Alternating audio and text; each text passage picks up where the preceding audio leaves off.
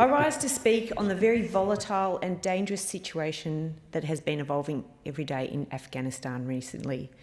The situation stands as one of the most unpredictable foreign affairs issues in recent history. And of course, the top priority of the Australian government is to ensure a safe departure of Australian citizens and visa holders. But further to that we have a broader responsibility to Afghan nationals who seek humanitarian support. Since the 18th of August, we have supported the evacuation of around 4,000 people from Kabul, including nationals from Australia and New Zealand, as well as visa holders and foreign nationals. This is one of the largest evacuations in living memory. 1,200 people were evacuated overnight on 6 Australian and 1 New Zealand flight, with 2 more transfer flights to Australia today. The support of the ADF and the Department of Foreign Affairs and Trade in working together with our partners and collaborators has been simply extraordinary. Mr Speaker, Australia over the last 20 years has been a steadfast contributor to the fight against terrorism in Afghanistan, and we've made significant progress in these efforts. In this fight against terrorism, more than 40,000 Australian Defence Force personnel and civilians served, and I want to honour and acknowledge those 41 soldiers who died, including the many Australians wounded in attacks.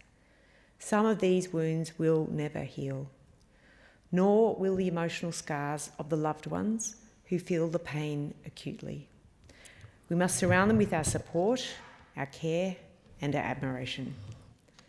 Australia and my constituents in Higgins feel so strongly about improving education and employment opportunities for the people of Afghanistan, and particularly for the women and children.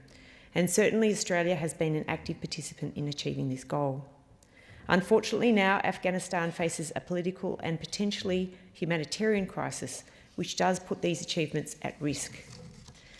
Mr Speaker, we've all been shocked by the recent events in the last 1 week in Afghanistan, and I'm sure many members in this House have been approached by their constituents about what we can do.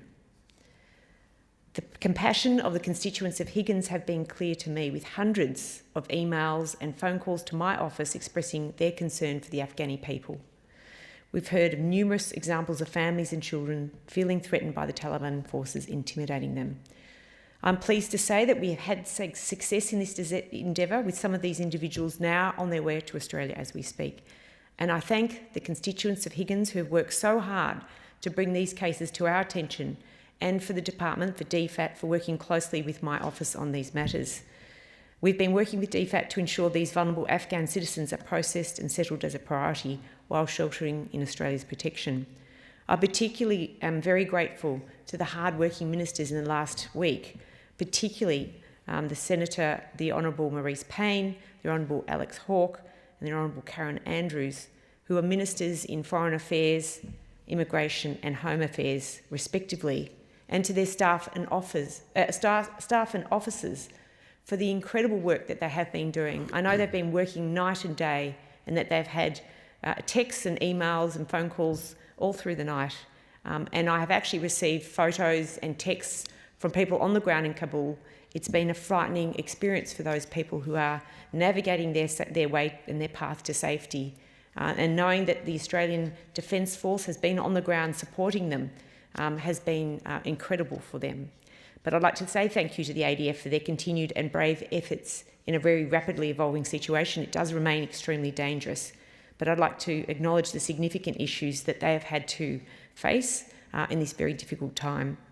Nonetheless, we remain focused on the safe evacuation from Afghanistan of as many as possible during this very difficult period. While we know this volatile situation will continue to evolve for many days to come, and potentially many weeks, we must stay focused on the goal of bringing these vulnerable people home. And we must never forget the good work we've achieved over the past 2 decades and the reasons for why we were there. To that end, we mustn't forget the service of our ADF personnel and their agencies, and also the fact that the people in Afghanistan have had improvements to their lives. They've gained increased access to basic health care and electricity. They've had reduced maternal mortality rates. There's been rises in life expectancy, and there's been participation of women in politics and girls attending school. Thank you, Mr Speaker. It being 5 p.m, the House stands adjourned until 10 a.m.